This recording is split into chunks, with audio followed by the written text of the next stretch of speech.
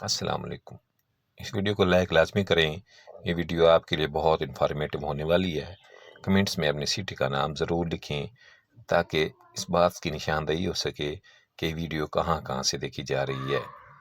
اللہ تعالیٰ جب کسی سے ناراض ہوتا ہے تو اسے ایسی چیزوں کی طلب میں لگا دیتا ہے جو اس کی قسمت میں نہیں ہوتی۔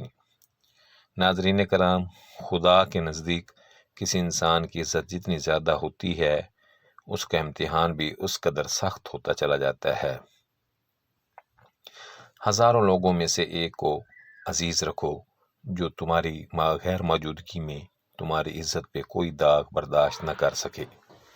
ناظرین کرام، لوگ تمہیں بدنام کرنے کی لاکھ کوشش کریں گے، لیکن یاد رکھیں کہ عزت اور ذلت اللہ کے ہاتھ میں ہے۔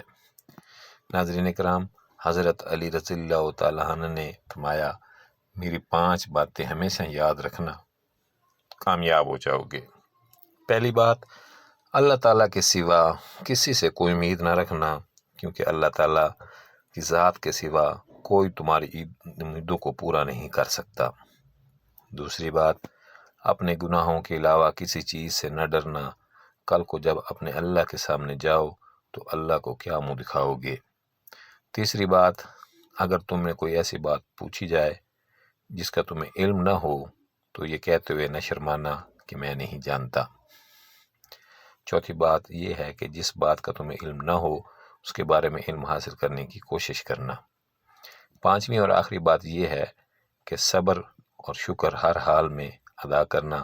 صبر کرنا انسان کے لیے بہتر ہے اور صبر ایمان کا حصہ ہے، بلکہ یہاں تک فرمایا کہ صبر کا مقام ایسا ہے جیسے بدن میں سر کا مقام ہے۔